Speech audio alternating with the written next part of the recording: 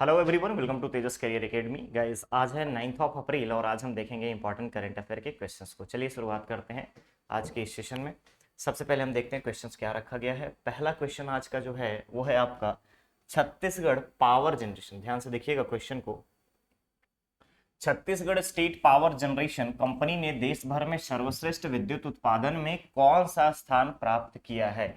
यानी कि मैं का प्रोडक्शन की बात करें, इलेक्ट्रिसिटी प्रोडक्शन में, तो छत्तीसगढ़ स्टेट का जितना भी आपका यहाँ पे विद्युत तापगृह है, ठीक है, प्लांट है, पावर प्लांट है, उसमें कौन सा स्थान मिला है। तो सबसे पहले आपके लिए जानना जरूरी है कि देश के 200, ध्यान रखिएगा, देश के 200 विद्युत तापगृहों के विद्युत ताप गृहों के सेंसेशन में अगर हम बात करें, यानी कि इसके स्टैटिस्टिक्स डेटा में, तो छत्तीसगढ़ का यानी कि CSPDCL, ध्यान रखिएगा, पावर जनरेशन CSPGCL कंपनी का कौन सा रैंक है, ये आपसे पूछा जा रहा है। तो याद रखना है कि हाल ही में सेंट्रल इलेक्ट्रिसिटी अथॉरिटी के द्वारा, ठीक है, सेंट्रल इलेक्ट्रिसिटी अथॉरिटी के द्वारा राष्ट्रीय राष्ट्रीय विद्युत अथॉरिटी प्राधिकरण के द्वारा एक सर्वे किया गया था, जिसमें 33 राज्यों में अगर आप देखेंगे तो राज्य के 33 सेक्टर्स में अगर हम बात करें, सभी 33 सेक्टरों का सर्वेक्षण किया गया था। और इस सर्वे में अगर हम बात करें तो 200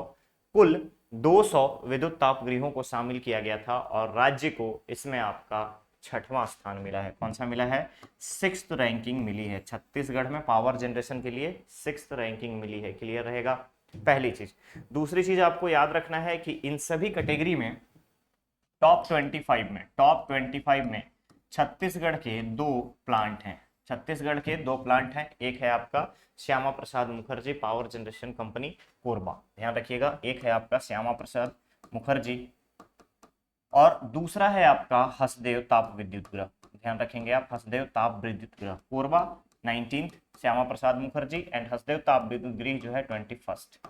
ठीक है, ये इनकी रैंकिंग है। इसमें अगर आप प्लांट फ्लाउड फैक्टर की अगर हम बात करें, PLF के बारे में बात करें, तो 83% से ज्यादा है आपका कोरबा का 83% और इसका है 82%। क्लियर रहेगा। हसदेव अगर हम बात करें, हसदेव ताप विद्युत गृह का, तो 38 साल में ये इनको अचीवमेंट मिला है, 38 ईयर्स में ये अचीवमेंट मिला है। तो क्वेश्चन में जो पूछा गया है कि स्टेट पावर जनरेशन कंपनी ने देश भर में सर्वश्रेष्ठ विद्युत उत्पादन में कौन सा स्थान प्राप्त किया है, तो छठवां। क्लियर रहेगा, तो छठवां, ऑप्शन ए यहां पर करेक्ट हो जाएगा। ठीक है, आगे बढ़े नेक्स्ट क्वेश्चन पे। अगला क्वेश्चन है, सरहुल पूजा या खद्दी परब राज्य के किस जिले के आदिवासी समुदाय द्वारा मनाया जाता है।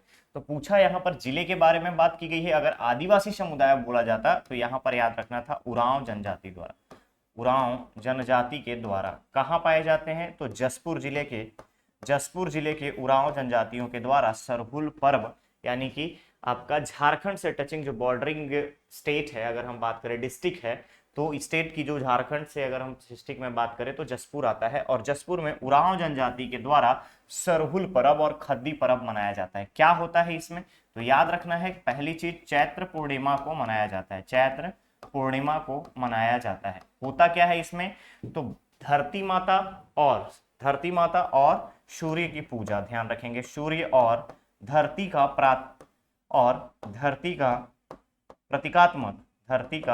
प्रतीकात्मक विवाह कराया जाता है। प्रतीकात्मक विवाह कराया जाता है। साल वृक्ष की पूजा की जाती है। कौन से वृक्ष की? साल वृक्ष की पूजा की जाती है। क्लियर रहेगा, साल वृक्ष की पूरा पूजा की जाती है और इसमें अपने परंपराओं के बारे में लोगों को बताया जाता है, ताकि इन्हीं के आने वाली जो जनरेशन है उसके बारे में इससे परिचित हो। क्लियर रहेगा। कौन सा जिला है? जसपुर। कौन सी जनजाति है? उरांव। कब मनाते हैं? चैत्र पूर्णिमा। होता क्या है? शाल्व वृक्ष की पूजा और सूर्य और धरती का प्रतीकात्मक विवाह। क्लियर रहेगा, करेक्ट ऑप्शन बन जाएगा यहाँ पर आपका बी। ठीक है, आगे बढ़ते हैं अगले क्वेश्चन पे। अगला क्वेश्चन है, राज्य के किस पर्वतारोही ने 3 महाद्वीपों के सबसे ऊंची चोटी फतह की है। तो 3 महाद्वीप, तो याद रखना है अमेरिका, ठीक है, अमेरिका, साउथ अमेरिका, अफ्रीका और एशिया। ठीक है, एशिया। इन 3 महाद्वीपों के ऊंची चोटी में अगर हम बात करें तो साउथ अमेरिका का अंकाकागुआ, याद रखना है अंकाकागुआ, ठीक है, अर्जेंटीना का अंकाकागुआ अर्जेंटीना में, अफ्रीका किलिमंजारो, माउंट किलिमंजारो, ठीक है, माउंट किलिमंजारो, और एशिया में mount Everest. Mount Everest, mount Everest. अगर हम बात करें छत्तीसगढ़ के पर्वतारोही के बारे में, तो इन 3 ऊंची चोटियों को फतह करने वाली यासी जैन। कौन है? यासी जैन। तो याद रखिएगा, 3 महाद्वीपों के सबसे ऊंची चोटी पे फतह हासिल करने वाली कौन है? तो इनका नाम है Yasi Jain. That is option C will be correct. और ये तीनों इन्होंने कब फतह किया था? ये फतह किया था आपका 2022 के एंड होते तक। क्लियर रहेगा? 2022 के एंड होते तक। इसके अलावा अगर आप देखेंगे तो नेपाल में, अगर आप नेपाल के माउंट एवरेस्ट के अलावा और भी जितने भी हैं हमारे यहाँ अपना भारत में अगर हम बात करें तो कंचनजंगा, K2, इसके अलावा जापान की चोटी, इन सभी चोटियों पे ये ऑलरेडी 2021-20 में फतह कर चुकी हैं। क्लियर रहेगा? तो यहाँ पर करेक्ट ऑप्शन क्या बन जाएगा? यासी जैन। अगला क्वेश्चन है, हाल ही में राज्य के किस योजना को रैली फॉर रिवर्स अभियान द्वारा समर्थन दिया गया है? तो रैली फॉर रिवर्स एक्चुअली ये है क्या? तो रैली फॉर रिवर्स जो है नदियों के संरक्षण और पर्यावरण संरक्षण, नदियों के संरक्षण और पर्यावरण संरक्षण के क्षेत्र में काम करती है। पर्यावरण संरक्षण के क्षेत्र में काम करती है। इसका अगर हम बात करें तो मदर ऑर्गेनाइजेशन कौन सा है? तो याद रखिएगा Isha foundation. Isha foundation, Isha foundation. आप लोगों ने सब लोग सदगुरु के बारे में नाम सुना है, ठीक है? सदगुरु का नाम सुना है। तो ईशा फाउंडेशन के द्वारा रैली फॉर रिवर्स अभियान चलाया जा रहा है। और हाल ही में रैली फॉर रिवर्स के द्वारा छत्तीसगढ़ का वृक्ष संपदा योजना का समर्थन दिया गया है। वृक्ष संपदा योजना को समर्थन दिया गया है। तो सराहना और समर्थन में अगर आप देखेंगे तो इन्होंने बहुत अच्छी कदम उठाई है और वो साथ मिलकर के काम करेंगे। तो वृक्ष संपदा योजना हमारे यहाँ कब स्टार्ट हुई? 21 मार्च 2023 को। कितने टाइप की इसमें वृक्षों को रोपण किया जाएगा?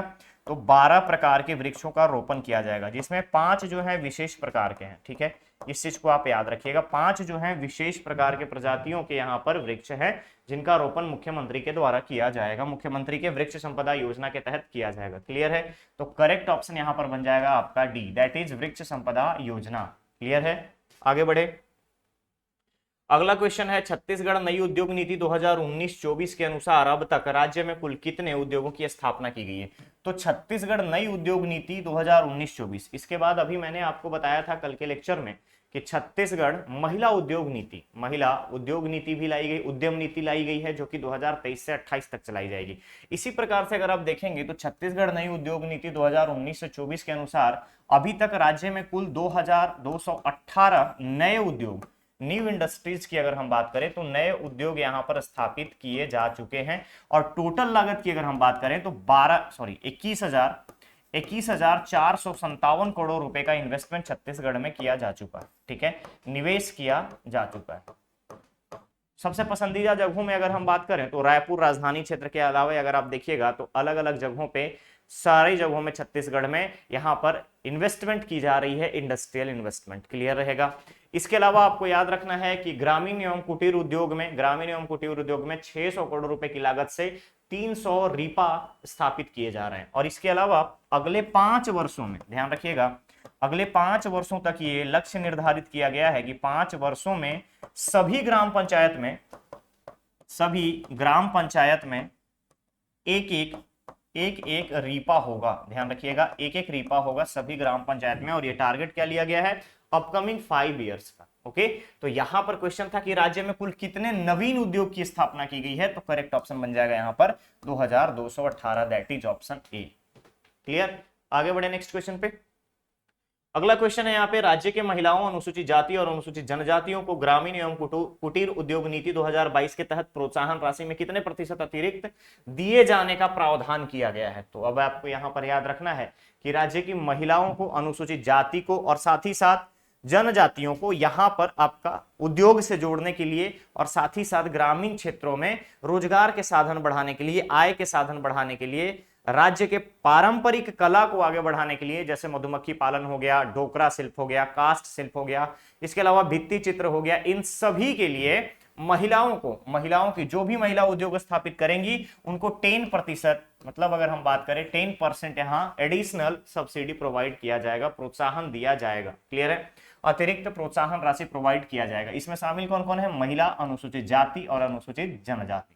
क्लियर है? तो करेक्ट ऑप्शन यहां पर बन जाएगा बी। इसके साथ साथ आप याद रखेंगे किसके लिए, तो राज्य के जो लोक कला है, राज्य के लोक कला है उसको प्रमोट करने के लिए, लोक कला को प्रोत्साहित करने के लिए, और लोक कला का साथ साथ लोक कलाकार को भी प्रोत्साहित करने के लिए यहां पर राज्य सरकार द्वारा 10% का अतिरिक्त राशि, प्रोत्साहन राशि देने का प्रावधान किया गया है। तो करेक्ट ऑप्शन यहां पर बन जाएगा आपका बी।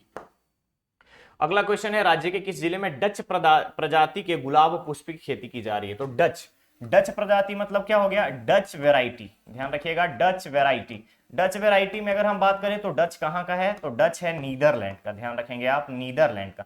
तो नीदरलैंड में जिन गुलाब का रोज की अगर हम बात करें तो रोजेस के अगर आप देखेंगे वहां पे तो बहुत सारी स्पेसीज मिलती है, वेराइटीज मिलती है, स्पेसीज में सॉरी वेराइटी मिलती है।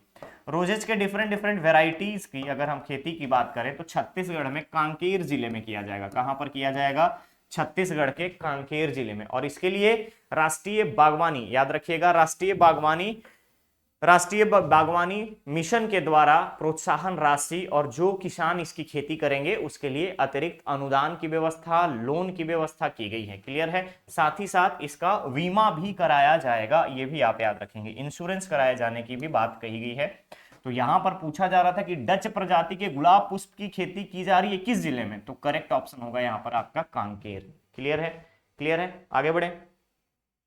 अगला क्वेश्चन है, हाल ही में केंद्र सरकार द्वारा कितने नए परमाणु रिएक्टर की स्थापना के लिए मंजूरी दी गई है? तो यहां पर एनपीसीआईएल जो कि परमाणु संबंधित कार्यक्रम को देखती है अपने इंडिया में, NPCIL nuclear power corporation of India limited के द्वारा प्रस्ताव पर केंद्रीय सरकार ने यानी केंद्र की सरकार ने 2031 तक कुल 10 परमाणु रिएक्टर की स्थापना की बात कही है। और इसके लिए 1,05,000 करोड़ रुपए की राशि स्वीकृत की गई है। कौन कौन से राज्य में लगाए जाएंगे, तो ये प्लांट जो है आपके कर्नाटक में लगाए जाएंगे, हरियाणा में लगाए जाएंगे, राजस्थान में लगाए जाएंगे और आपका मध्य प्रदेश में लगाए जाएंगे। इन 4 राज्यों का चुनाव हुआ है न्यूक्लियर रिएक्टर, जहां पर पॉपुलेशन डेंस नहीं है उस जगह पर इसको लगाया जाएगा। इसीलिए अगर हम स्टेट्स के बारे में बात करें तो ऐसा बहुत ही रेयरेस्ट आपको देखने को मिलेगा जहां पे पॉपुलेशन डेंसिटी कम है, मतलब ना के बराबर है या थोड़ा सा स्पेस है, क्योंकि हमें इन्वायरमेंट को भी प्रोटेक्शन देना है।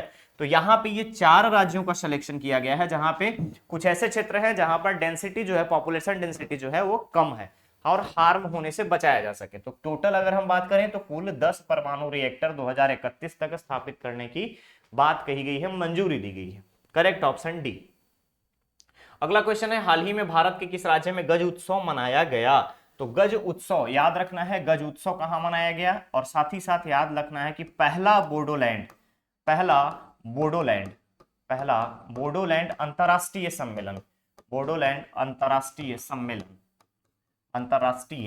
सम्मेलन भी मनाया गया था। ठीक है, अंतरराष्ट्रीय सम्मेलन बुलाया गया था। कहां पर? आसाम में। कहां? आसाम में, ध्यान रखिएगा, असम में बुलाया गया।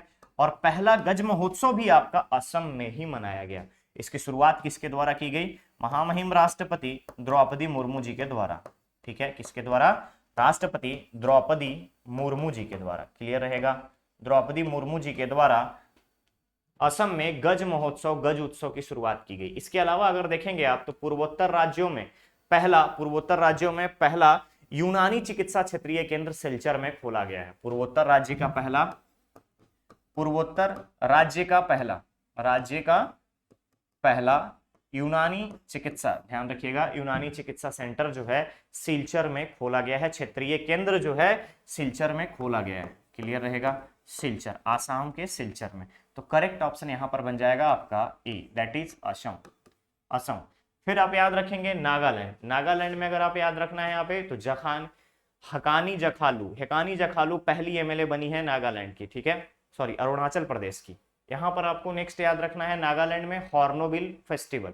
मेघालय की अगर आप देखेंगे तो मेघालय में जोसांग और मणिपुर में लसांग उत्सव। क्लियर रहेगा? तो ये चीजें आपको याद रखनी है। तो यहां पर करेक्ट ऑप्शन आपका बनेगा ए।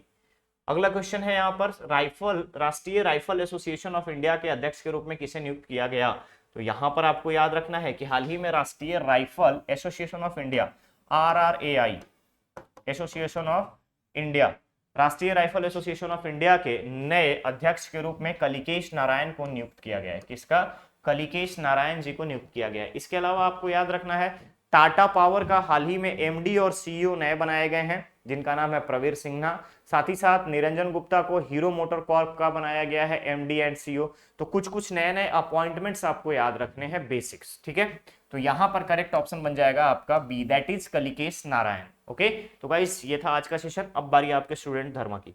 स्टूडेंट धर्मा का क्वेश्चन है आज का, हाल ही में किस राज्य या केंद्र शासित प्रदेश के वुड कार्विंग को जीआई टैग दिया गया है। तो अब यहां पर जीआई टैग में हम बात करें तो किस राज्य या केंद्र शासित प्रदेश के वुड कार्विंग को जीआई टैग दिया गया है। यहां पर मैं आपको बता दूं कि वुड कार्विंग जो है हस्तशिल्प और हस्तकरघा डिपार्टमेंट के द्वारा इसकी पहल पर और समर्थन से नाबार्ड ने 2020 में वुड कार्विंग और ये सारी चीजों को जीआई टैग, जो कि हस्तशिल्प में आते हैं, हस्तकला में आते हैं, इनको जीआई टैग देना शुरू किया 2020 से नाबार्ड के द्वारा। अब यहां पर आपको एक चीज और बता दूं मैं कि इसके साथ साथ ध्यान रखेंगे कि जम्मू कश्मीर के काठुआ जिले के बशोहली पेंटिंग को, ध्यान रखिएगा, काठुआ जिले के विश्व प्रसिद्ध बशोहली पेंटिंग को भी जीआई टैग दिया गया है। छत्तीसगढ़ में जीरा फूल चावल और नगरी दुबराज को जीआई टैग दिया गया है। उत्तर प्रदेश में काशी क्षेत्र के 22 उत्पाद को जीआई टैग दिया गया है, बनारसी पान को इंक्लूड करते हुए। क्लियर रहेगा? तो ये सारी चीजें आपको यहां पर याद रखना है और इसका आपका करेक्ट आंसर बताना है कमेंट बॉक्स में। ओके, कल मैंने आपसे पूछा था कि 31वें राष्ट्र के रूप में नाटो में शामिल होने वाला देश कौन सा है, तो करेक्ट आंसर होगा उसका फिनलैंड। स्वीडन की सदस्यता पर तुर्की और हंगरी ने रोक लगा दी है। ओके, क्लियर रहेगा? तो चलिए मिलते हैं बहुत ही जल्द नेक्स्ट और नए सेशन के साथ। बने रहिए चैनल पे, चैनल को सब्सक्राइब करें, वीडियो को लाइक शेयर जरूर करें। Thank you so much.